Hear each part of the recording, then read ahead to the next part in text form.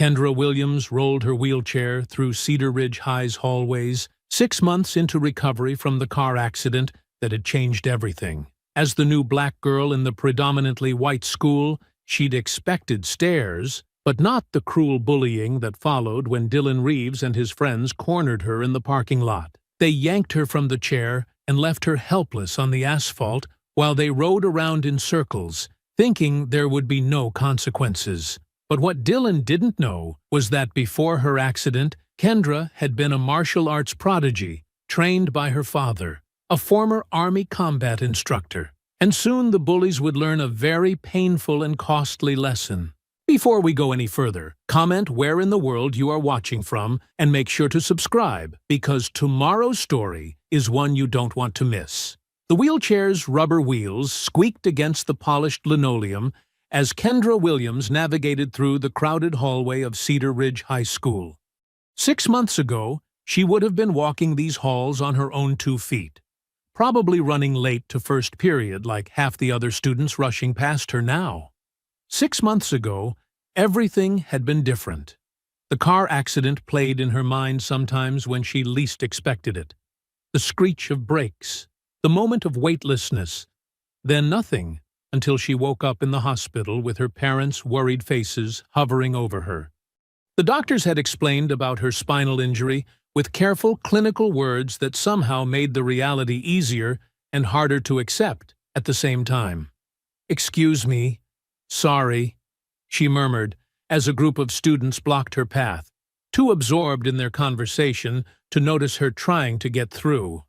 They shuffled aside with distracted apologies, and Kendra continued toward her locker, taking in the social landscape of her new school. Cedar Ridge was different from her old school in Richmond. Bigger, whiter, with hallways that seemed designed to showcase the athletic trophies lining every available wall space. Students moved in clearly defined groups, the athletes with their Letterman jackets, the theater kids clustered around bulletin boards, the academic overachievers already buried in textbooks, despite it being only the second week of school. "That's her," she heard someone say behind her, not quite quietly enough. "The new girl in the wheelchair." Kendra's hands tightened on her wheels, but she kept moving, pretending she hadn't heard. She'd gotten used to being noticed for all the wrong reasons since the accident, but it still stung. Think she was born like that or what? Probably a car accident or something. My mom said her dad works security now at some office building. The voices belonged to 3 boys leaning against a row of lockers, and despite herself, Kendra glanced over. The tallest one had the easy confidence of someone who'd never doubted his place in the world. Broad shoulders, perfectly styled brown hair, and a smirk that suggested he found most things around him amusing. His Letterman jacket marked him as football, probably varsity based on how the younger students gave him space. "Dylan, come on, don't be a jerk," said one of his companions, though his tone suggested he didn't really mean it. "What? I'm just asking questions, Connor." "It's called being curious about our new classmate." Dylan's voice carried that particular brand of fake innocence that Kendra recognized from years of martial arts training. The tone people used right before they tried to get away with something. She reached her locker and began working the combination, hyper-aware of their continued conversation. "Besides," Dylan continued, his voice dropping just enough to seem conspiratorial while remaining perfectly audible, "I bet she gets all kinds of special treatment now. Probably gets extra time on tests, first pick of parking spots, teachers going easy on her because they feel sorry for her." "Dude, that's messed up," the third boy said, but he was laughing. "What's messed up, Tyler?" "I'm just saying, if I had to be in a wheelchair, I'd totally milk it for everything it was worth. Get out of gym class, skip assemblies because of accessibility issues, maybe even get into college easier because of diversity quotas." Kendra's jaw clenched as she pulled her chemistry textbook from her locker. These were the kinds of comments that made her want to stand up and walk over there, to show them exactly what she thought of their assumptions. But she couldn't stand up, and that was the whole point of their casual cruelty. I heard her family moved here because her dad lost his job, Connor added. Like, maybe he was drunk driving when they crashed or something. That was it. Kendra spun her chair around to face them, her dark eyes flashing with controlled anger. My father has never had a drink in his life, she said clearly, her voice cutting through their conversation. And I can hear everything you're saying. The three boys looked genuinely surprised that she'd spoken up. Dylan recovered first, that smirk spreading wider across his face. Hey, sorry about that. We didn't mean anything by it. Just, trying to figure out the new dynamics around here? He spread his hands in a gesture that was probably meant to look apologetic, but came across as condescending. I'm Dylan, by the way. This is Tyler and Connor. Welcome to Cedar Ridge. Thanks, Kendra said flatly, not offering her name in return. So what happened? Tyler asked, with the blunt curiosity of someone who'd never learned that some questions shouldn't be asked. I mean, if you don't mind sharing. Kendra stared at him for a long moment, weighing her options. She could tell them it was none of their business. She could ignore them entirely. Or she could give them just enough truth to shut them up. Car accident, she said simply. 6 months ago. That sucks, Connor offered, though his tone suggested he was already losing interest.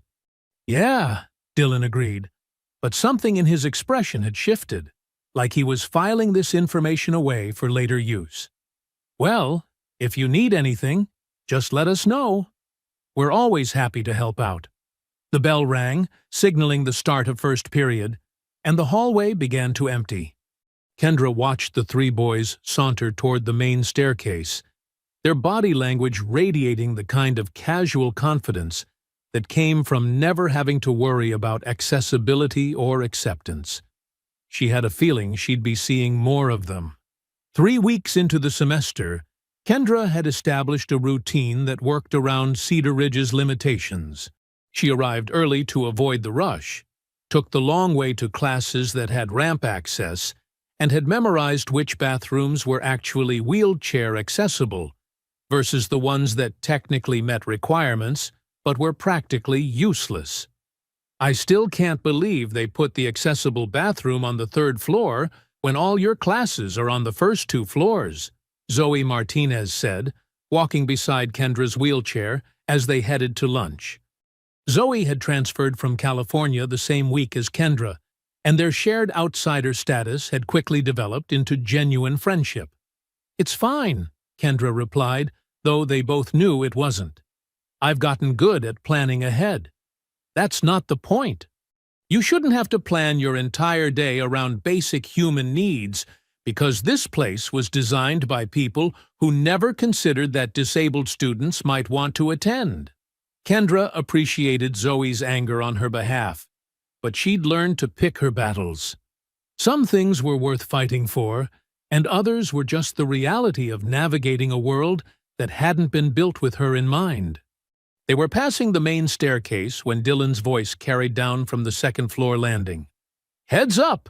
Incoming wheelchair traffic. Make sure you're not blocking the ramp. Kendra looked up to see Dylan, Tyler, and Connor descending the stairs. Dylan's comment had been loud enough for half the hallway to hear, delivered with that same fake helpful tone he'd used during their first encounter. Thanks for the public service announcement, Zoe called back, her voice dripping with sarcasm. Just looking out for everyone's safety, Dylan replied as they reached the bottom of the stairs. Don't want any accidents. The word accidents hung in the air with deliberate weight. Tyler snickered, and Connor looked uncomfortable but said nothing. You know what? Zoe started, taking a step toward them, but Kendra reached out and touched her arm.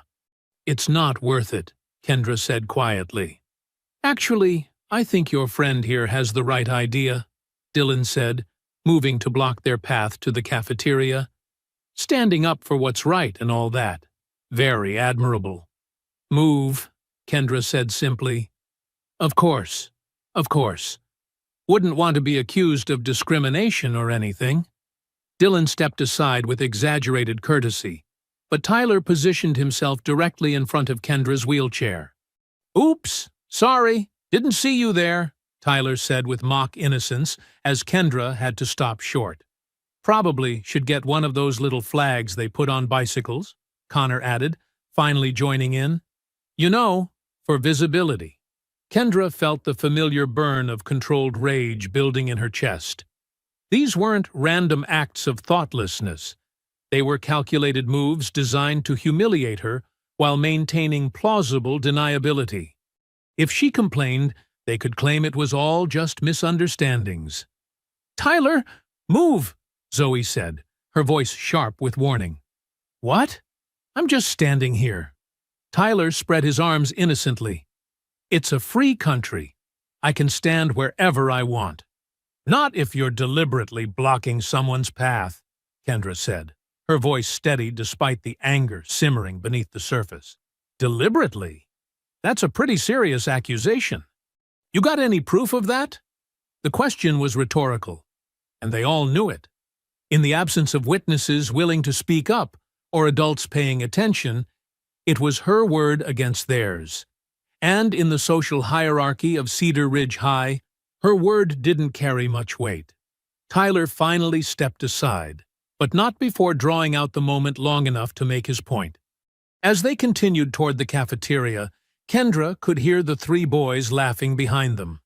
"This is getting ridiculous," Zoe said once they were out of earshot. "You need to report them." "For what? Standing in a hallway?" "For harassment. For creating a hostile environment. For being absolute jerks." Kendra maneuvered through the cafeteria entrance, scanning for an accessible table. "And say what? That they're mean to me? That they make comments that hurt my feelings? That they're systematically targeting you because of your disability? Prove it." Zoe fell silent, because they both knew the truth. The boys were careful, always towing the line between outright bullying and behavior that could be explained away as teenage thoughtlessness. It was sophisticated cruelty, the kind that left no visible bruises and few witnesses willing to testify. That afternoon, Kendra sat in her family's converted garage, working through range-of-motion exercises with her mother. Nia Williams had transformed the space into a professional-grade physical therapy setup, complete with parallel bars, resistance bands, and floor mats. "Your flexibility is improving," Nia observed, as Kendra worked through a series of stretches designed to maintain muscle tone and prevent contractures. "How are you feeling about the standing exercises? Better? Stronger?" Kendra gritted her teeth as she pushed through a particularly challenging movement. "I want to increase the frequency." "Kendra, we've talked about this. Recovery isn't a race. Pushing too hard too fast can actually set you back." "I'm not pushing too hard. I'm pushing as hard as I need to." Nia studied her daughter's expression, recognizing the stubborn determination that had gotten Kendra through months of grueling rehabilitation. "Is something happening at school?" Kendra hesitated. Her parents had enough to worry about without adding teenage drama to their list of concerns. Just the usual stuff. New school, new people. The usual stuff doesn't usually make you want to triple your physical therapy sessions. Before Kendra could respond, the garage door opened and Marcus Williams entered, still wearing his security uniform from work. He assessed the scene with the trained eye of someone who'd spent years reading body language and tension levels. "How's our patient today?" he asked, but his tone suggested he'd already picked up on the undercurrents of frustration in the room. "Determined," Nia replied. "Maybe too determined." Marcus knelt beside Kendra's mat, his presence immediately grounding. "You want to tell me what's really going on?" Kendra looked between her parents, her mother's concerned professionalism, her father's patient strength, and felt the weight of their love and protection. They'd already sacrificed so much for her recovery, relocating to a new city, adjusting their careers, restructuring their entire lives around her needs. "Just some kids at school," she said finally. "Nothing I can't handle." Marcus nodded slowly. "You know, Handling something doesn't always mean handling it alone. I know, but some fights are mine to fight, and some fights are worth fighting smart instead of hard. Kendra met her father's eyes, understanding passing between them. Marcus had taught her that strength came in many forms, and sometimes the strongest thing you could do was wait for the right moment to act. "Can we work on the standing exercises?" she asked. Marcus smiled. "Let's see what you've got." By November, the harassment had escalated from inconvenient encounters to deliberate targeting. Dylan's group had developed a routine of accidentally blocking accessible pathways, making loud comments about disability benefits within earshot, and timing their movements to create maximum inconvenience for Kendra's daily navigation. The breaking point came on a gray Tuesday afternoon, as Kendra and Zoe made their way to the student parking lot after school. Kendra had been looking forward to getting home.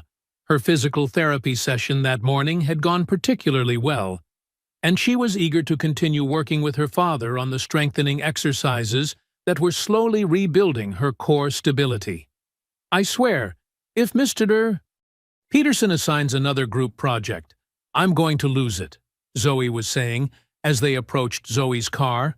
"Like, I get that collaboration is important, but when half the class treats it as an excuse to do nothing, while the other half does all the work—" "Zoe," Kendra interrupted, her voice tense.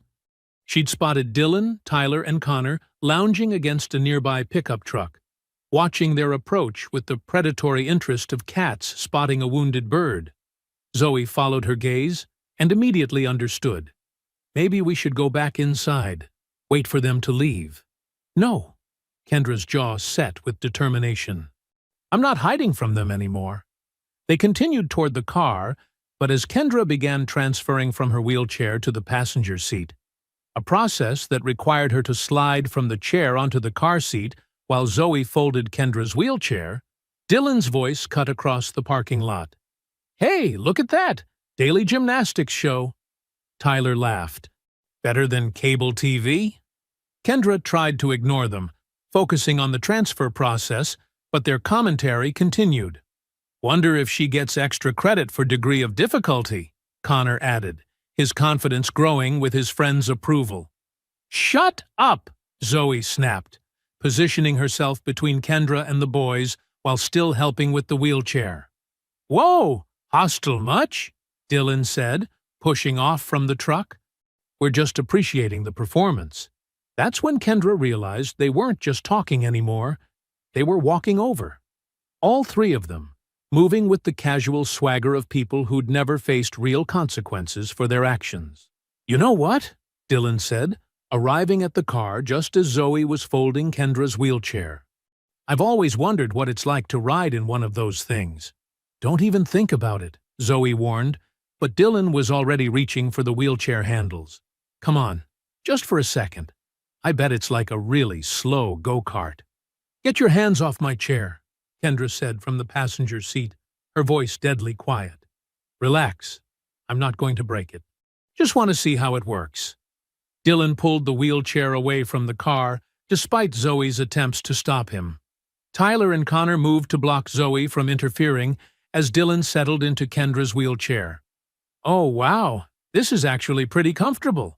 No wonder you're in no hurry to get out of it."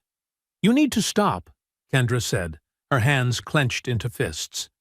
From her position in the car, she was completely helpless to intervene physically. "Stop what? I'm just testing out the equipment, making sure it's safe for public use."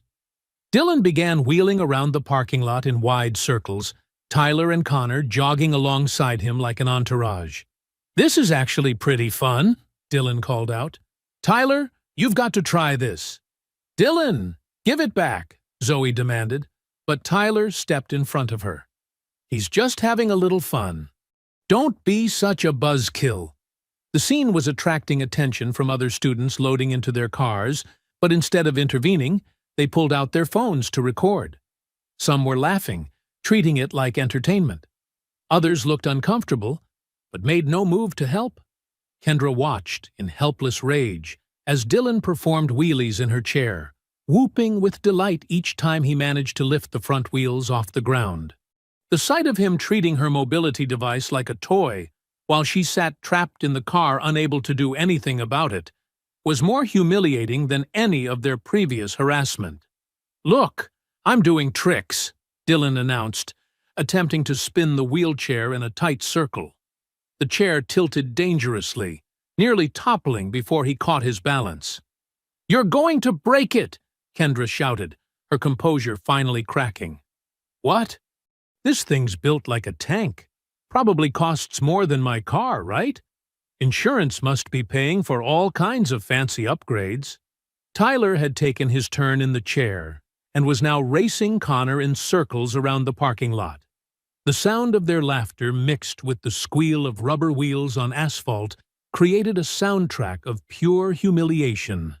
"Please," Kendra said, hating the word as soon as it left her mouth but desperate to get her chair back.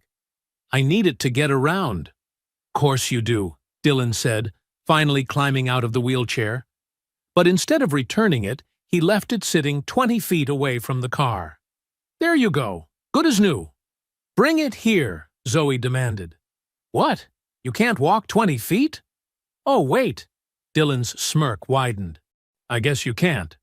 They walked away laughing, leaving Kendra stranded in the passenger seat and Zoe standing helplessly beside the car. Other students who had witnessed the entire scene quickly dispersed, clearly wanting to avoid any association with what had happened. Zoe retrieved Kendra's wheelchair, her hands shaking with anger as she checked it for damage. "Those absolute jerks. We're reporting this. Right now." "To who?" Kendra asked bitterly. "The administration that's been ignoring everything else they've done?" "To someone. Anyone. This can't be legal." But as they drove home in silence, both girls knew the truth. Without adult witnesses or clear evidence of intent to harm, it would be treated as teenage horseplay gone too far. The boys would claim they were just having fun, never meaning any harm, sorry if feelings got hurt. That night, Kendra lay awake, staring at the ceiling, replaying every moment of the parking lot incident. The laughter, the phones recording her humiliation, the casual cruelty disguised as entertainment. Something fundamental had shifted inside her.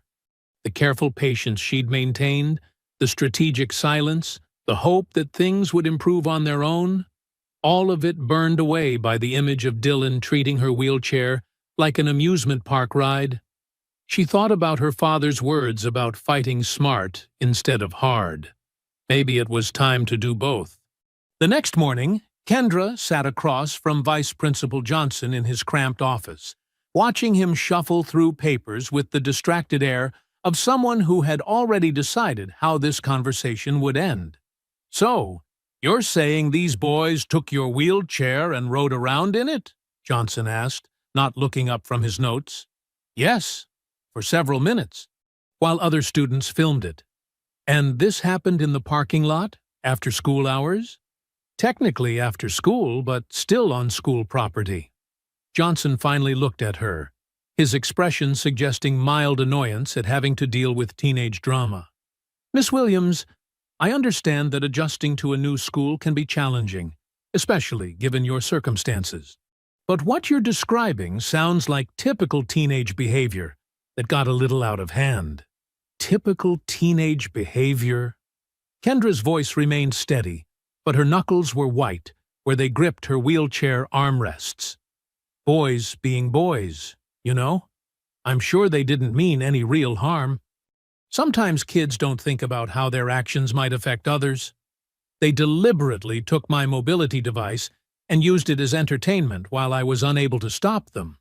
I understand you're upset, but without any adults witnessing this alleged incident, it becomes a matter of he said, she said.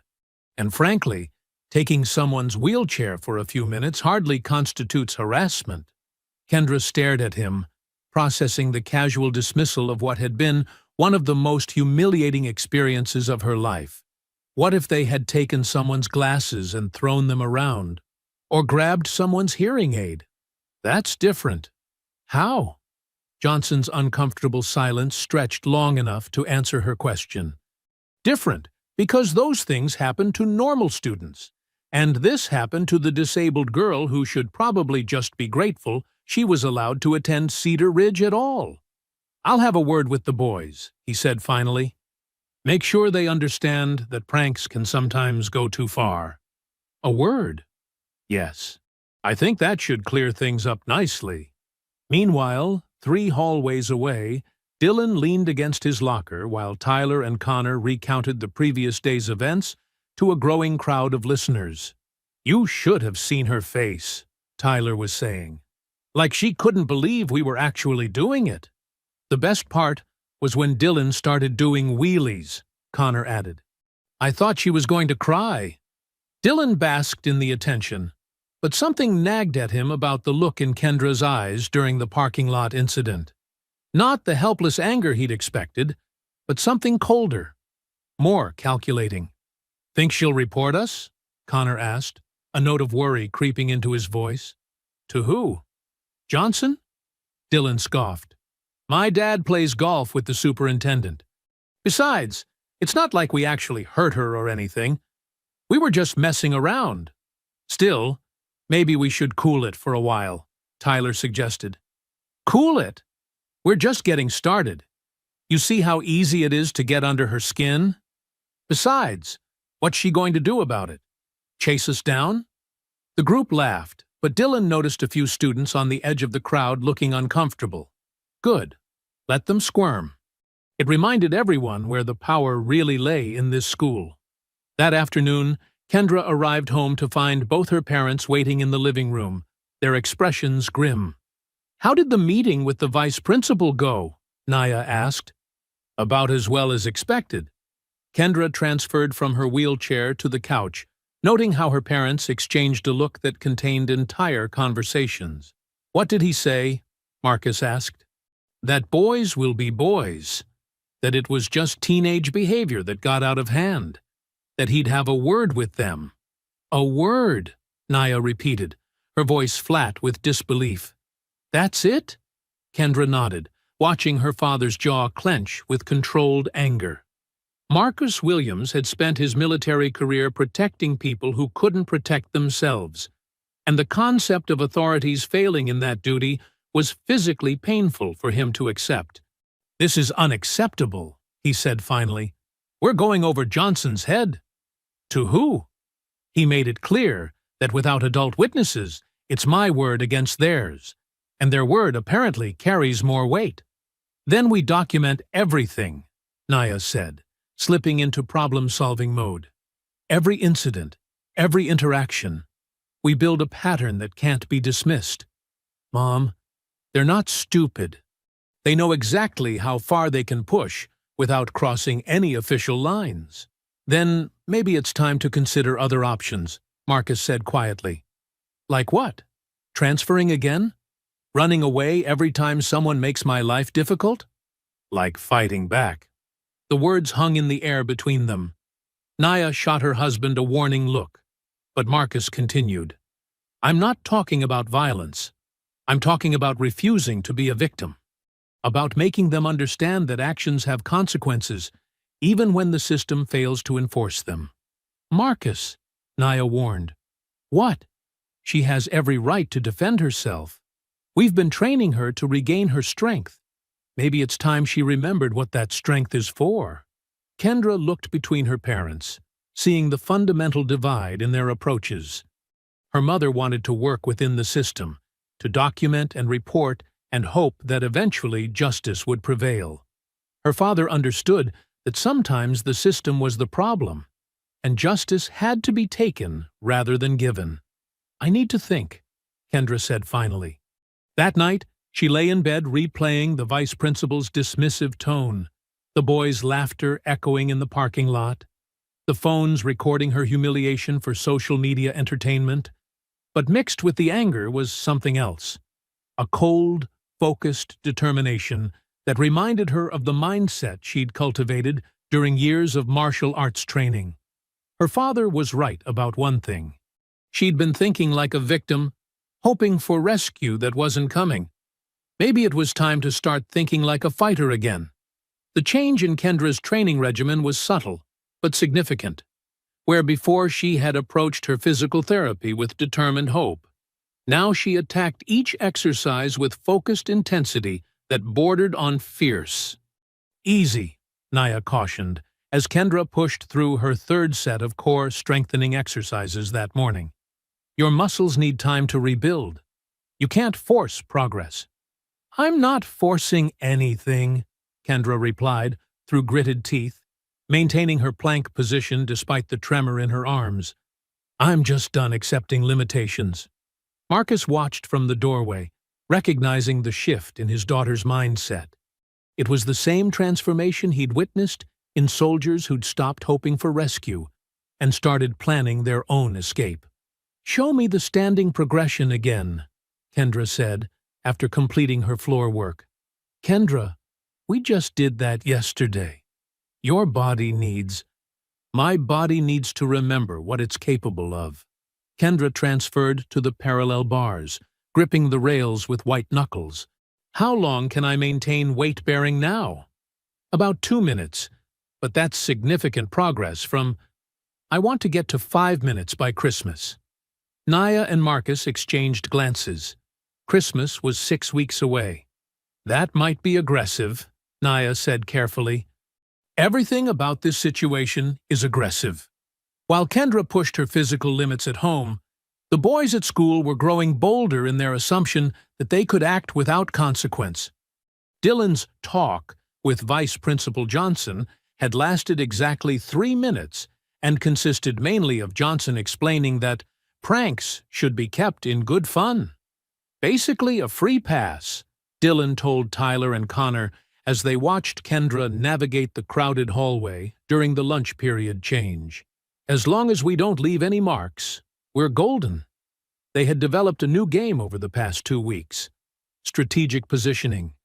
One of them would plant themselves directly in Kendra's path at bottleneck points in the hallway, forcing her to ask them to move or find another route. When she asked politely, they'd comply with exaggerated courtesy. When she tried alternate routes, they'd follow and repeat the process. It's like herding sheep, Tyler had observed with satisfaction. Today, Connor decided to escalate.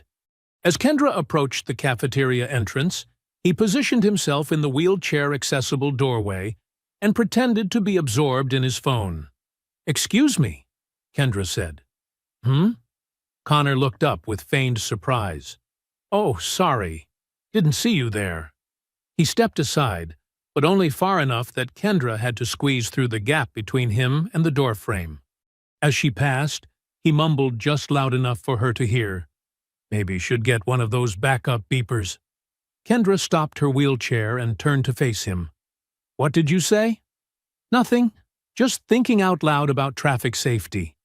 The cafeteria fell unusually quiet as other students sensed confrontation brewing. Kendra studied Connor's face, noting the smug satisfaction barely concealed behind his innocent expression. "You know what I think?" she said, her voice carrying clearly through the sudden silence. "I think you're a coward who only feels big when he's picking on someone he thinks can't fight back." Connor's face flushed red. "What did you call me?" "You heard me." Dylan and Tyler materialized at Connor's sides, the pack instinct kicking in at the first sign of their member being challenged. "Problem here?" Dylan asked, though his tone suggested he was hoping for one. "No problem," Kendra replied calmly, "just making an observation about people who mistake cruelty for courage."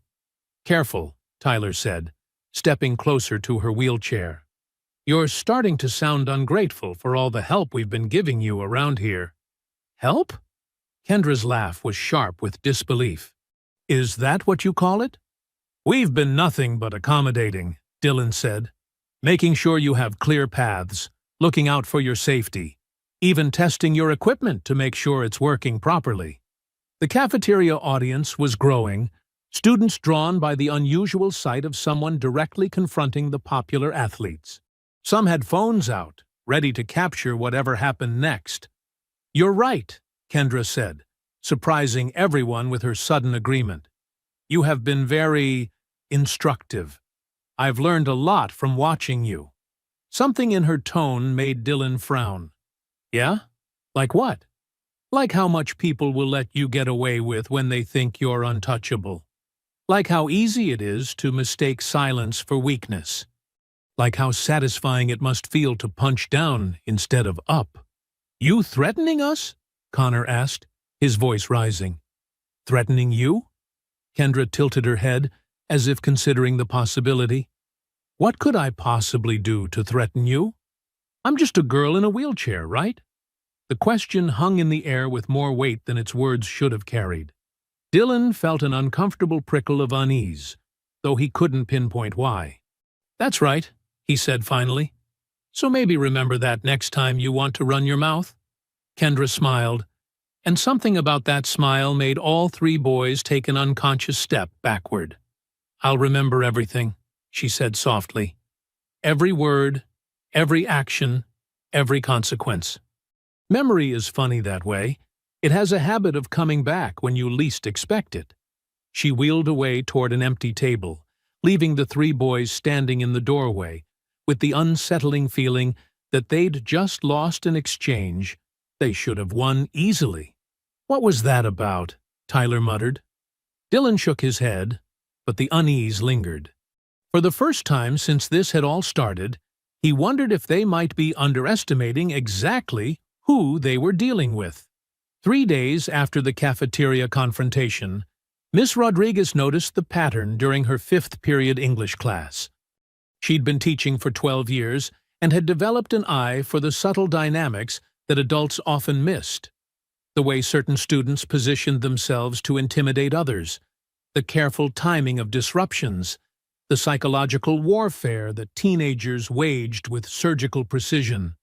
Today, she watched Tyler deliberately knock his textbook off his desk, just as Kendra was wheeling past to turn in her assignment. The book landed squarely in her path, forcing her to stop and maneuver around it, while Tyler made a show of slowly retrieving it.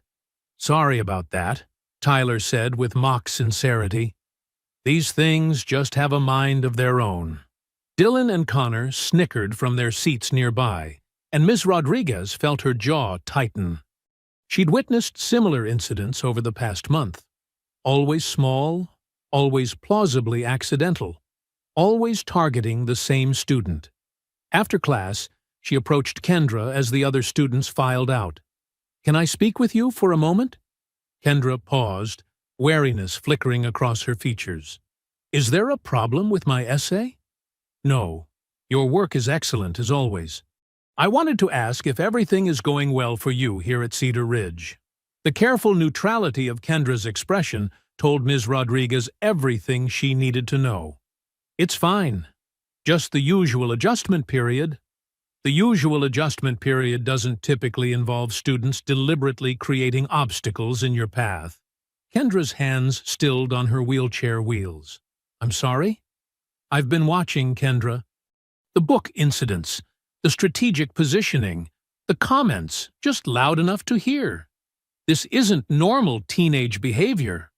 For a moment, hope flickered in Kendra's eyes before being quickly suppressed. Even if that were true, what could you do about it? Ms. Rodriguez recognized the defeat in that question, the voice of someone who'd already tried official channels and found them wanting. "I could document what I've observed, file a formal complaint. And then what? They get another talking to about keeping pranks in good fun?" The bitterness in Kendra's voice confirmed Ms. Rodriguez's suspicions about how previous reports had been handled. Maybe. But at least there would be an adult witness on record. Kendra considered this, weighing the potential benefits against the almost certain escalation that would follow. What if it makes things worse? What if doing nothing makes things worse? Before Kendra could respond, the classroom door opened and Vice Principal Johnson appeared, his expression already conveying irritation. "Ms. Rodriguez, I need to speak with you about the incident you talked to me about regarding some boys in your class." Ms. Rodriguez's stomach dropped. She hadn't submitted any report yet. She'd only been considering it. but her pause in responding gave Johnson the opening he needed. "I think there might be some misunderstanding about normal student interactions," he continued, glancing meaningfully at Kendra. "Sometimes what appears to be targeted behavior is really just teenage clumsiness." "Teenage clumsiness that only affects one student?" Ms. Rodriguez asked. "Miss Williams, would you give us some privacy?" Johnson's tone made it clear this wasn't a request. Kendra left reluctantly, but not before catching Ms. Rodriguez's eye with a look that said she'd been through this before. As soon as the door closed, Johnson's demeanor shifted to barely controlled frustration. "Maria, I need you to be very careful about the allegations you're considering. These are good kids from prominent families. Accusations of harassment could seriously damage their futures. What about Kendra's future? What about her right to attend school without being systematically tormented?" Systematically tormented? That's a bit dramatic, don't you think? We're talking about typical teenage social dynamics. I'm talking about deliberate, repeated targeting of a disabled student. Johnson's expression hardened. "And I'm talking about 3 young men with bright futures who don't deserve to have their reputations destroyed by overreaction to normal adolescent behavior." Ms. Rodriguez felt the familiar weight of institutional pressure, the subtle message that her job security might depend on her willingness to look the other way. "So I should just ignore what I'm seeing?" "I'm suggesting you consider whether what you think you're seeing is actually what's happening. Sometimes our desire to protect can make us see problems where none exist."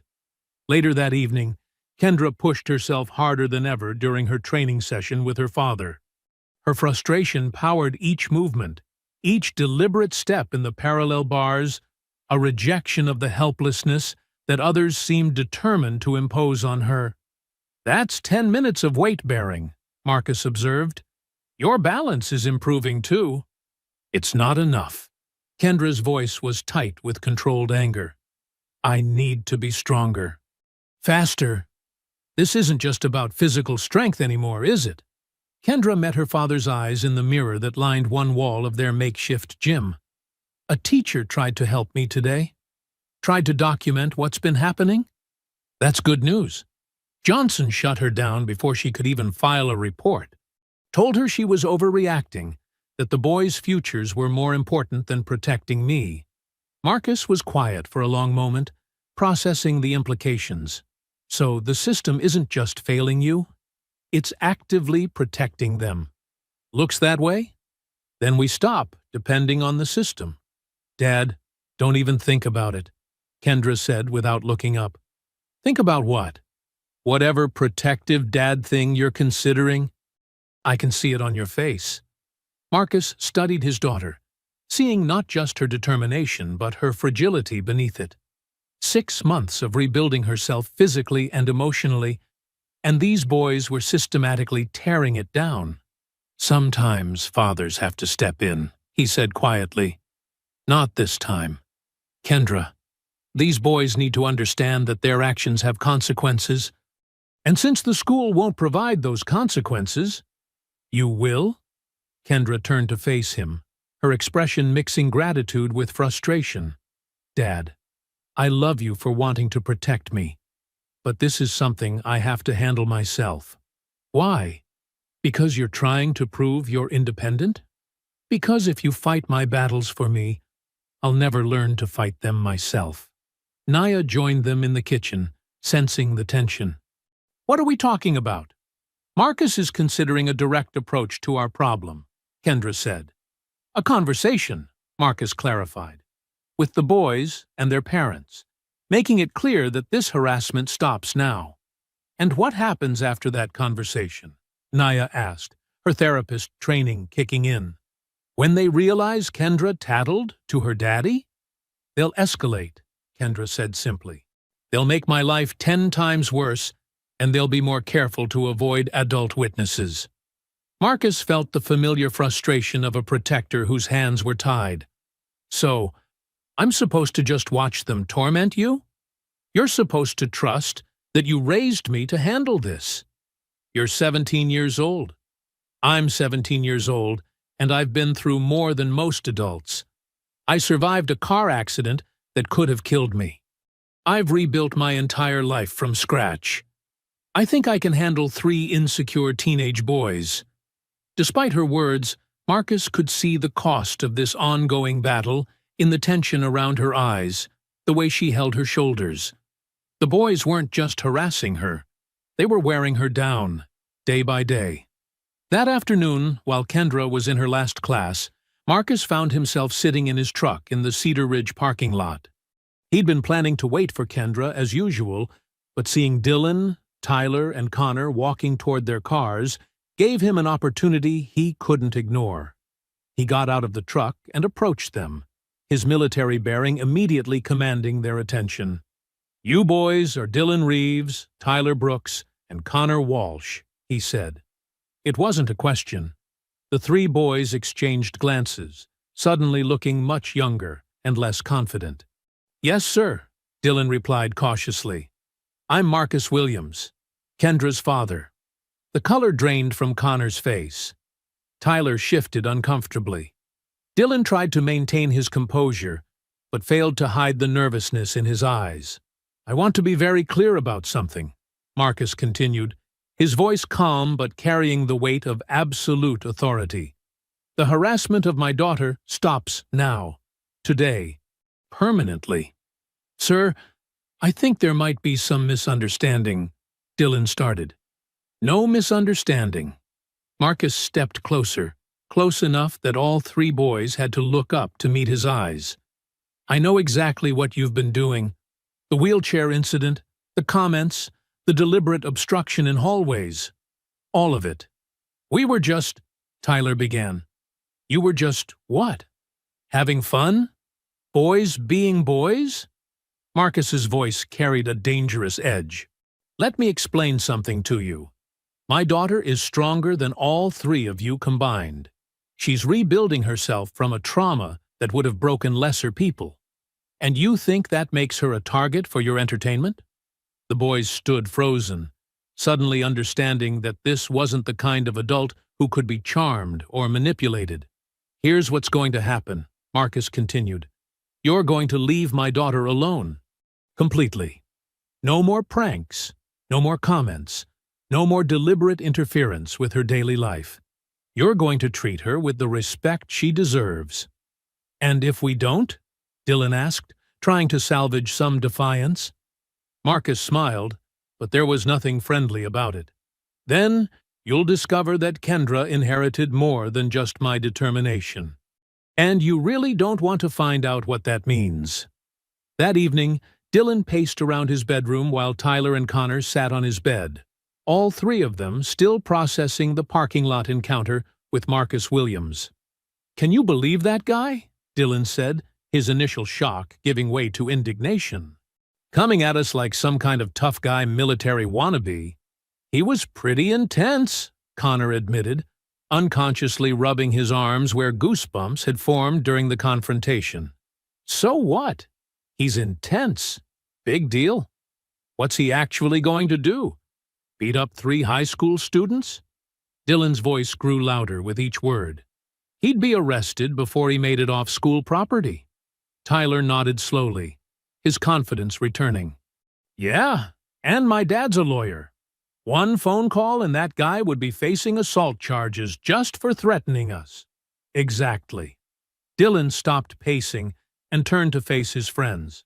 "He's all bark and no bite. Has to be. Adults can't just go around intimidating kids, no matter how tough they think they are." Connor shifted uncomfortably. "I don't know, guys. Maybe we should just lay off for a while. I mean, what's the point of messing with her anymore anyway?" "The point," Dylan said, his voice taking on an edge that made Connor flinch, "is that nobody threatens me. Not some security guard playing soldier, and definitely not his crippled daughter." "Dylan," Tyler started. "No, listen. You think I'm going to let them think they scared me? Let word get around school that Kendra Williams's daddy made Dylan Reeves back down?" He shook his head emphatically. Not happening. Tyler leaned forward, catching Dylan's energy. So, what are you thinking? I'm thinking it's time to stop playing games. No more subtle stuff. No more careful pranks that can be explained away. I want to send a message that Daddy's little intimidation speech didn't work. Connor looked between his two friends, recognizing the dangerous gleam in Dylan's eyes. What kind of message? The kind that puts Princess in her place once and for all. Shows everyone at school who really runs things around here. Meanwhile, at the Williams house, Marcus sat across from Kendra at the dinner table, the weight of his afternoon decision heavy between them. You talked to them, didn't you? Kendra said, not looking up from her plate. Marcus sighed. How did you know? Because Tyler looked like he'd seen a ghost during chemistry class, and Connor wouldn't even make eye contact. Dylan just stared at me with this weird expression I couldn't read. I had to do something, Kendra. Watching them torment you day after day. Dad, I asked you not to interfere, and I tried to respect that. But there's only so much a father can take. Naya set down her fork. What exactly did you say to them? I made it clear that the harassment needed to stop, that there would be consequences if it continued. Kendra finally looked up, her expression mixing frustration with understanding. Dad, you can't threaten teenagers. You know that, right? I didn't threaten anyone. I simply explained the situation. How did they react? Marcus hesitated. They seemed appropriately concerned, meaning they were scared in the moment, but are probably planning retaliation right now. The accuracy of her assessment hit Marcus like a physical blow. In his desire to protect his daughter, he might have made things exponentially worse. Back in Dylan's room, the planning session had taken on the intensity of a military briefing. Tyler had pulled up the school's online calendar on his phone, scanning for opportunities. Winter formal is next Friday, he said. Everyone's going to be there. Too public, Dylan replied. Too many adults around. We need something more private. What about the parking lot again? Connor suggested. After school, when most people have left? No, that's where her dad confronted us. Too obvious. Dylan stopped pacing, a slow smile spreading across his face. I've got a better idea. Tyler and Connor waited, recognizing the look that usually preceded Dylan's most elaborate schemes. You know how she always stays late on Thursdays for that stupid debate club meeting? Yeah, so? So she's always one of the last people to leave. Usually just her and that friend of hers, what's her name? Zoe. Parking lot's practically empty by then. Connor felt his stomach tighten. Dylan, what are you thinking? I'm thinking it's time for Princess Wheels to learn what happens when Daddy can't protect her. When there's no one around to witness her humiliation. Dude, that sounds like justice, Dylan interrupted. She thinks she's so tough, sitting there in her chair giving us attitude. Her father thinks he can intimidate us into backing down. Time to show them both how wrong they are. Tyler was nodding enthusiastically now. What did you have in mind?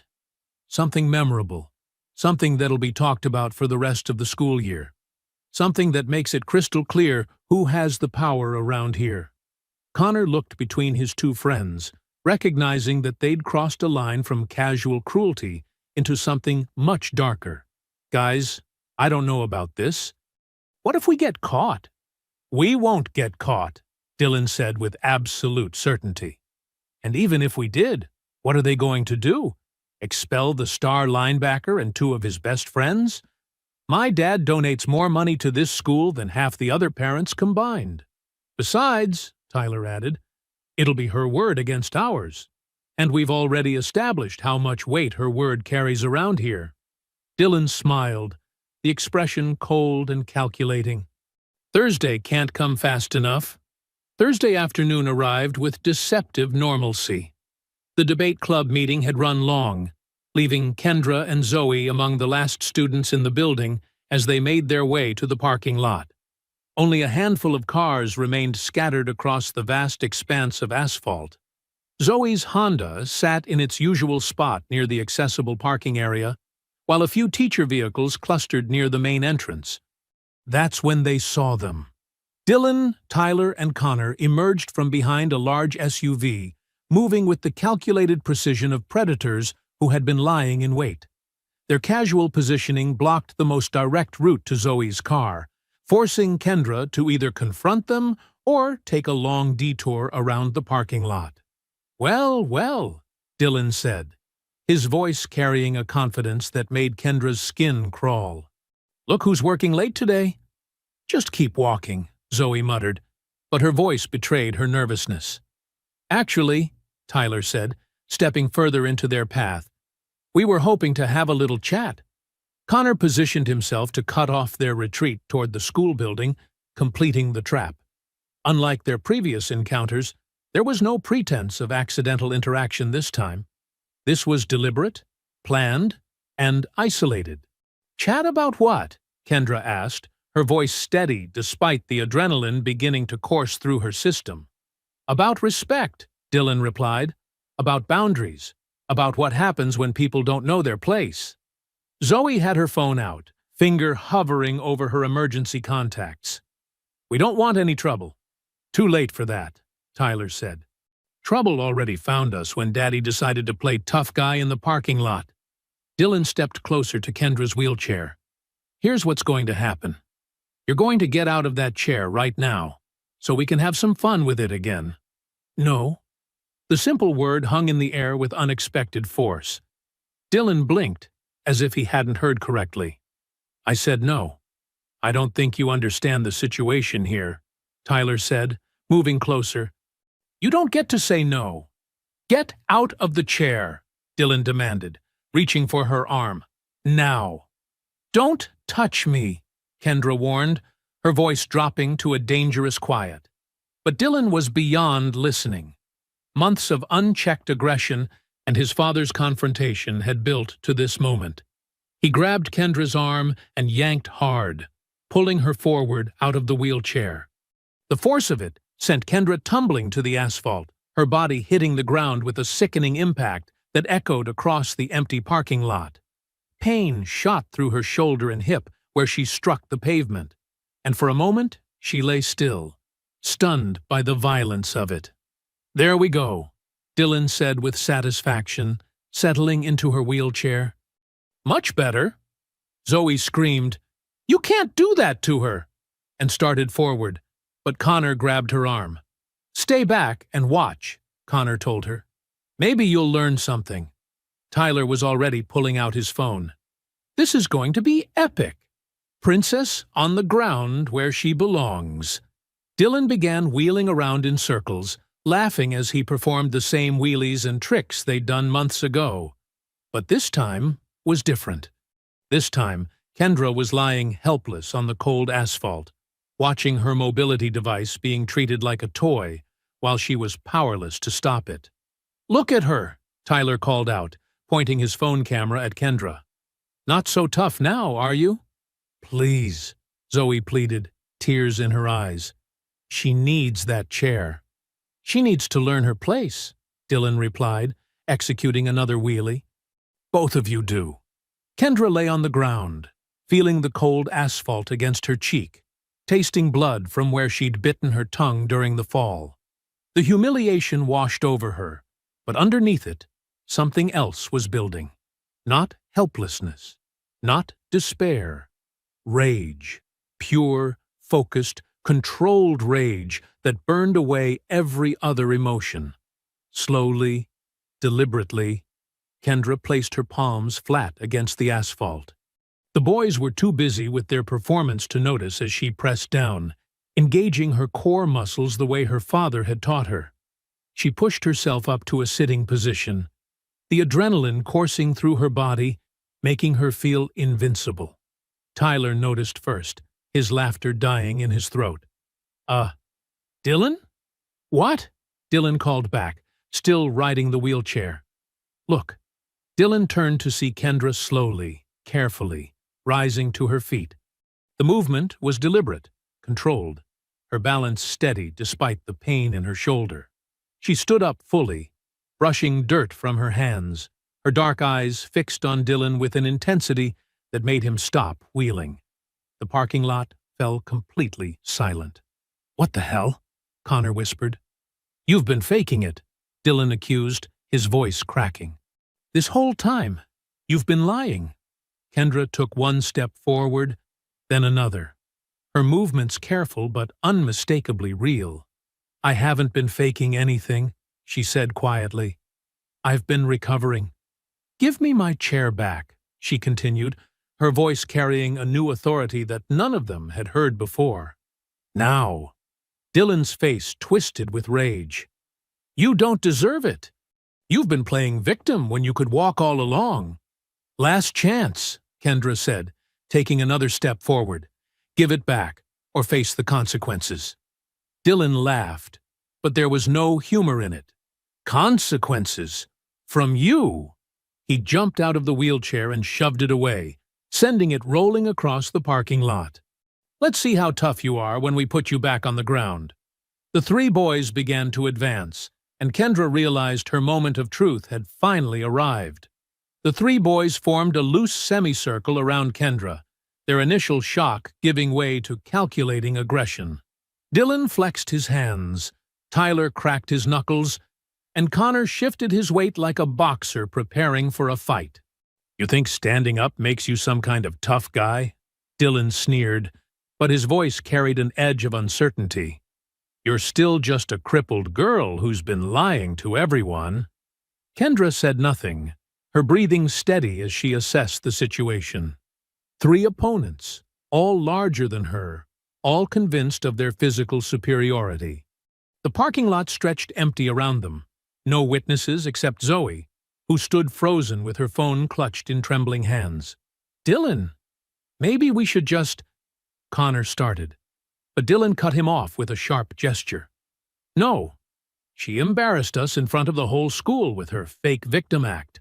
Time she learned what real consequences look like." Tyler moved first, lunging forward to grab Kendra's arm. But something unexpected happened. Instead of backing away or trying to escape, Kendra shifted her weight and pivoted, using Tyler's momentum against him. He stumbled past her, off balance and confused. "What the—" Tyler spun around, face flushed with embarrassment and anger. "She got lucky. That's all." But Kendra's stance had changed.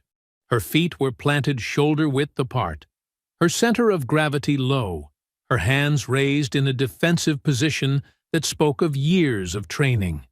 She looked less like a victim and more like someone who understood exactly what was about to happen. "Last warning," she said, her voice calm despite the tension crackling through the air. "Walk away now, and this ends here." Dylan laughed, but the sound was forced. "Walk away? From you?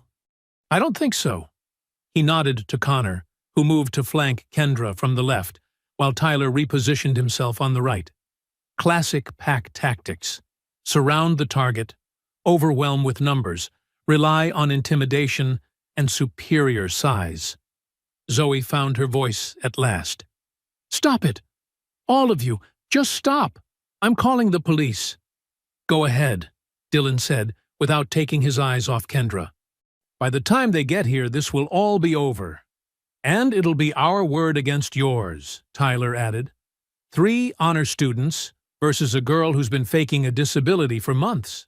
Connor hesitated, something in Kendra's posture triggering an instinct that told him this wasn't going to go the way they'd planned. "Guys, I really think we should—" "You think too much," Dylan snapped. "Just grab her." But as Connor moved forward, Kendra did something none of them expected. She smiled. It wasn't a friendly smile, or a nervous one, or even a defiant one. It was the smile of someone who had been waiting for this moment, who had been preparing for it through months of pain and frustration and carefully controlled rage. "My father always told me," she said conversationally, as if they were discussing the weather, "that the biggest mistake bullies make is assuming their victims will stay victims forever." Dylan felt a chill run down his spine, but his pride wouldn't let him back down now. Not in front of his friends. Not after everything they'd invested in breaking this girl. "Your father's not here to protect you now," he said, trying to inject confidence into his voice. "I don't need him to protect me," Kendra replied. "He already taught me everything I need to know." Tyler made the mistake of interpreting her words as empty bravado. He rushed forward again, this time committing fully to tackling her to the ground. But Kendra was ready. She stepped aside at the last second, her movement economical and precise, then swept Tyler's legs as he passed. He hit the asphalt hard, the impact driving the breath from his lungs in a painful gasp. Connor froze, his eyes wide with disbelief. "How did she—" "Shut up and help me," Dylan commanded, but his voice cracked slightly. This wasn't how it was supposed to go. They were supposed to be in control, supposed to be the ones teaching lessons. Zoe, meanwhile, had overcome her initial paralysis and was frantically working her phone. But instead of calling the police, she was recording, her hands steadying as she realized what she was witnessing.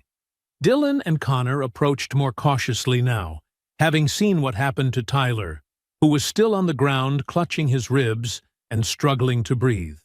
2 against 1, Dylan said, trying to convince himself as much as Kendra. "Even if you know some karate moves, you can't take both of us." Kendra's stance shifted again, her weight distribution changing in ways that suggested she was far from finished. "You want to test that theory?" The challenge hung in the air between them, and for the first time since this confrontation began, Dylan felt a flicker of genuine fear. Not just fear of losing a fight, but fear of what that loss would mean for his reputation, his status, his carefully constructed identity as someone who was untouchable.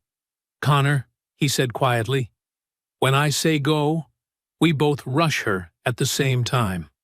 Connor nodded reluctantly, though every instinct was screaming at him to run. Kendra heard the whispered plan and felt the familiar calm that had always preceded her best martial arts performances. Her father's voice echoed in her memory. "When you're outnumbered, make them come to you. Control the engagement." She was ready. "Go!" Dylan shouted. He and Connor rushed forward simultaneously, their plan simple but effective. Overwhelm her with numbers and force. Dylan aimed high, going for her shoulders to bring her down, while Connor went low, trying to take out her legs. But Kendra had been preparing for exactly this scenario through months of training with her father. As they charged, she stepped back and pivoted left, using Dylan's momentum to redirect him past her, while simultaneously bringing her knee up into Connor's solar plexus as he dove low. Connor crumpled, gasping for air, while Dylan spun around in fury. "You little—" he started, but Kendra cut him off. "Is that all you've got?" she asked, her voice steady despite her elevated heart rate. 3 years of varsity football, and you can't handle one girl who's been in a wheelchair for 6 months? The taunt hit its mark. Dylan's face flushed red with humiliation and rage. He looked around at his friends. Tyler still on the ground holding his ribs, Connor doubled over, trying to breathe, and realized that everything he thought he knew about power dynamics was crumbling around him. "You think you're so smart," he snarled, circling her now like a predator looking for an opening. "You think your little martial arts moves make you tough?" "I think," Kendra replied, rotating to keep him in view, "that you've never faced someone who actually knows how to fight back." Dylan feinted left, then came in fast from the right, swinging wildly. But his movements were driven by emotion rather than technique, telegraphed and clumsy. Kendra ducked under his swing and drove her palm up into his nose, not hard enough to break it, but enough to bring tears to his eyes and make him stagger backward. "My turn," she said quietly. What followed was less a fight than a demonstration. Years of martial arts training, months of focused rehabilitation, and a lifetime of controlled anger came together in a series of movements that were as precise as they were devastating. Dylan rushed her again, and this time Kendra didn't just evade, she met his charge head-on. She grabbed his outstretched arm, used his momentum to spin him around, and swept his legs out from under him. He hit the asphalt hard, the impact jarring through his entire body. Tyler had managed to get back to his feet and made another attempt to help his friend, but Kendra was ready for him too. As he approached from behind, she pivoted and caught him with a controlled strike to his shoulder that sent him spinning sideways and back to the ground. "Stop!" Connor gasped from where he was still trying to catch his breath. "Just stop!" But Dylan wasn't finished. Pride and humiliation drove him to his feet one more time, blood trickling from his nose, his Letterman jacket torn and dirty. "This isn't over," he wheezed, wiping blood from his face. "You think you've won something? You think this changes anything?" "Actually," Kendra said, not even breathing hard, "I think it changes everything." Dylan looked around at the scene, his two friends on the ground, his own disheveled appearance, and Kendra standing calmly in the center of it all, completely in control. The realization hit him like a physical blow. They hadn't just lost a fight. They'd been dominated, humiliated, reduced to exactly the kind of helpless victims they'd tried to make her. "You were recording this, weren't you?" he suddenly demanded, whirling to face Zoe. Zoe held up her phone, her face pale but determined. "Every second of it. Delete it. Right now." "No. Delete it, or You'll what?" Kendra stepped between Dylan and Zoe, her stance making it clear that any threat to her friend would have to go through her first. "Haven't you embarrassed yourself enough for one day?" Dylan's hands clenched into fists, his face a mask of frustrated rage.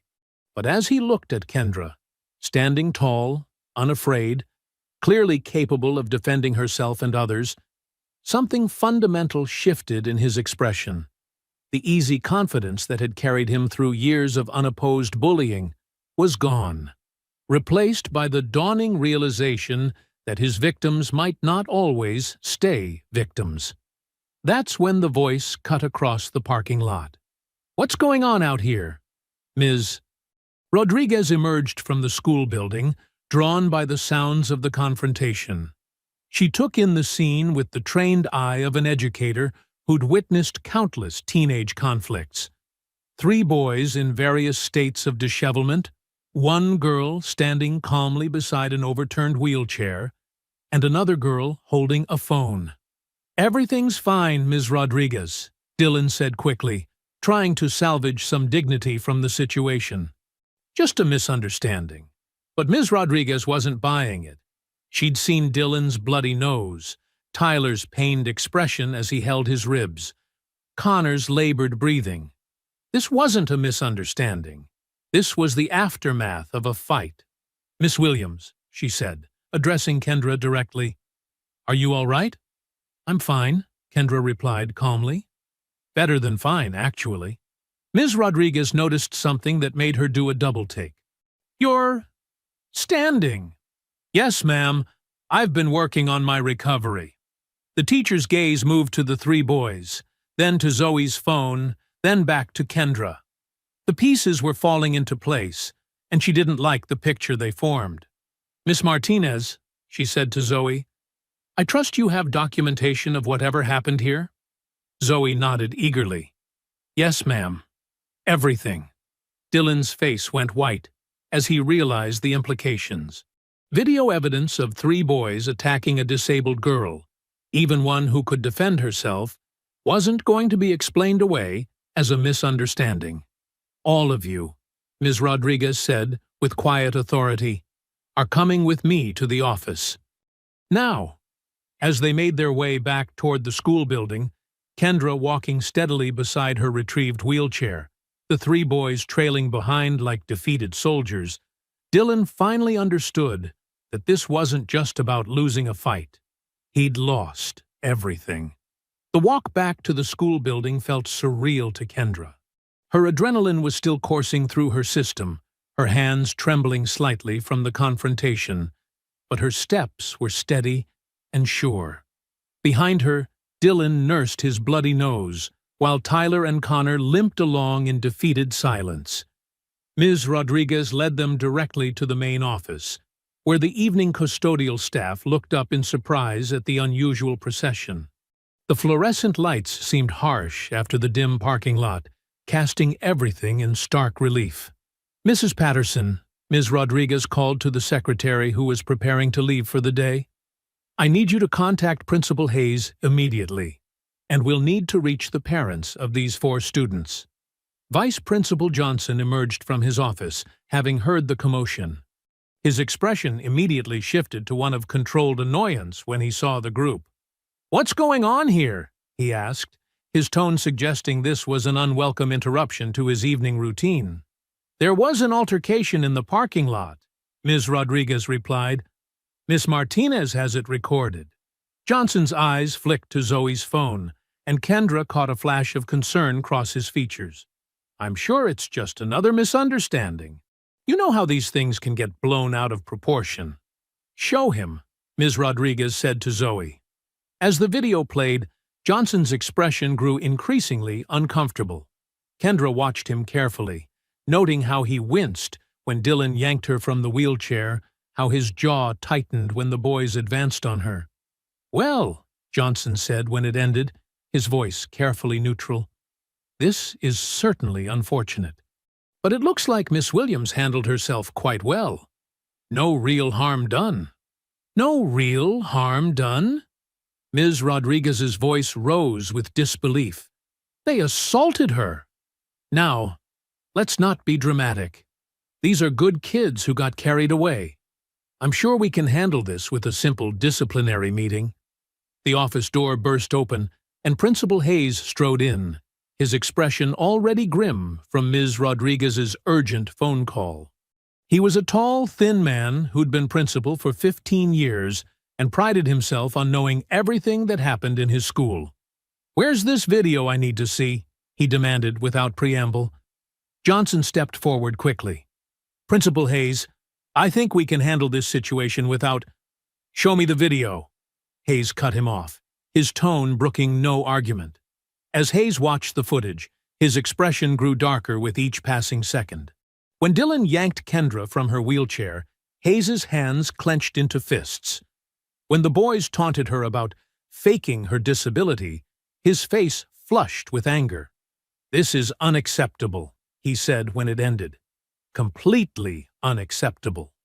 "Sir," Johnson interjected, "I think if we look at this objectively, it's really just a case of teenage emotions getting out of hand.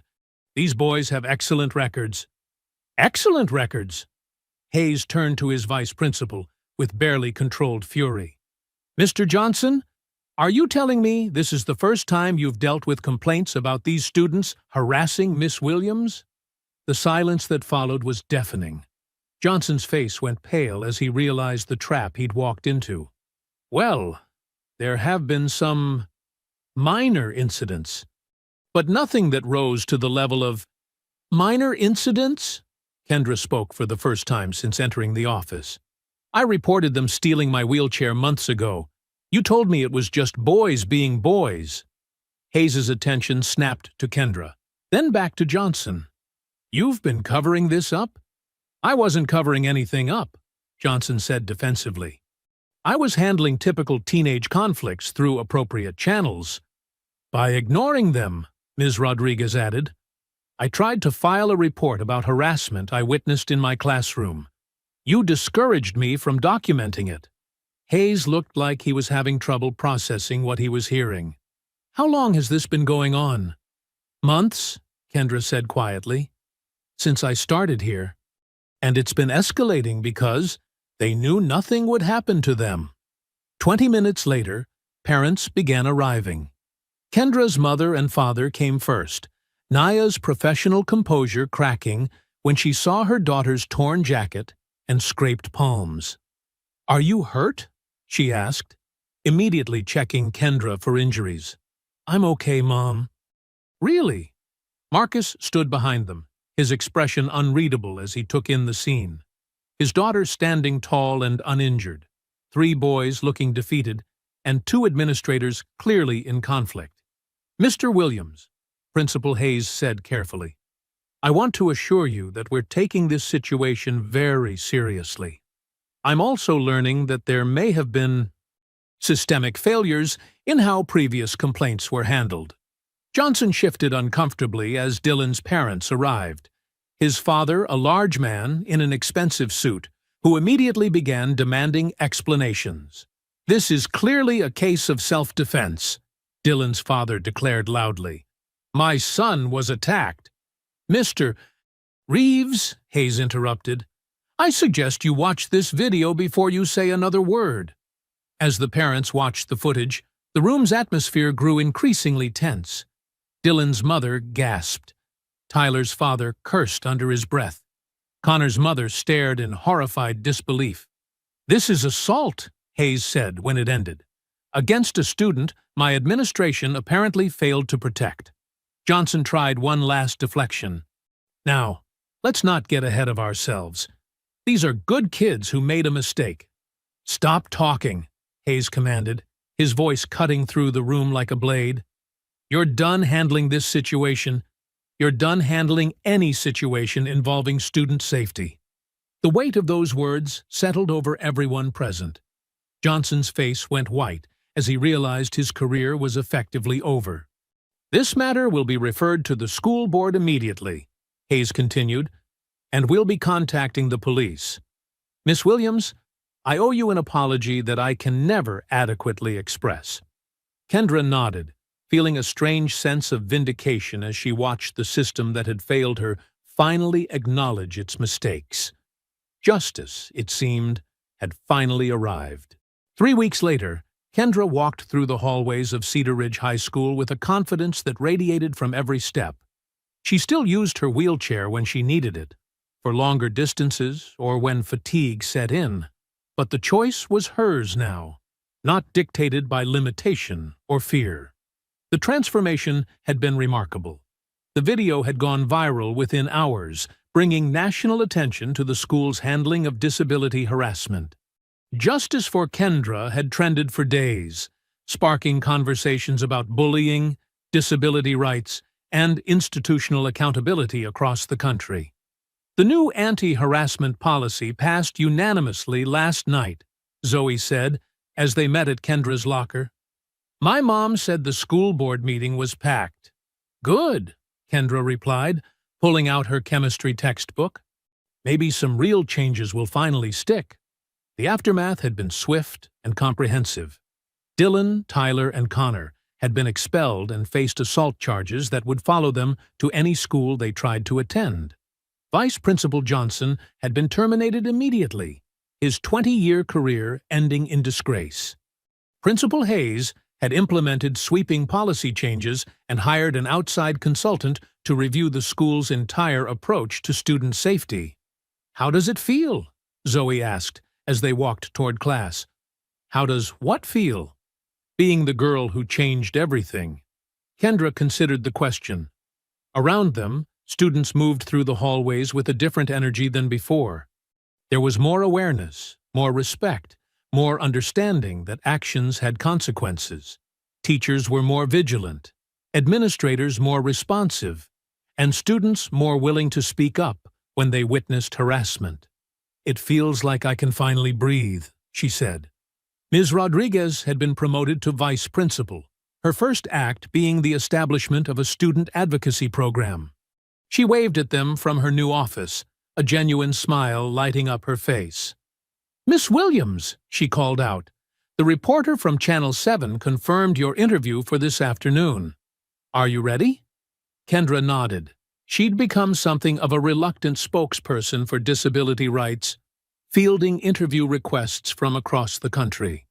The attention was overwhelming sometimes, but she understood the importance of her story, reaching other students who might be suffering in silence. During lunch, Kendra sat with a group that had grown considerably over the past few weeks. Students who had previously been afraid to associate with her now sought out her friendship, drawn by her strength and authenticity. But it was the letter in her backpack that meant the most to her. "Read it again," Zoe urged. Kendra pulled out the handwritten note from a middle school student in Texas, whose video message had gone viral in response to hers. The girl had been facing similar harassment and had used Kendra's story as inspiration to speak up to her own administration. "Dear Kendra," she read aloud, "because of you, I found my voice. Because of you, I'm not hiding anymore. Because of you, 3 bullies at my school are facing consequences for the first time. Thank you for showing me that we don't have to stay victims. We can become warriors." "That's the 15th letter this week," Zoe observed. "I know. It's incredible." After school, Kendra found her parents waiting in the parking lot, the same parking lot where everything had changed 3 weeks ago. But instead of being a place of trauma, it had become a symbol of her transformation.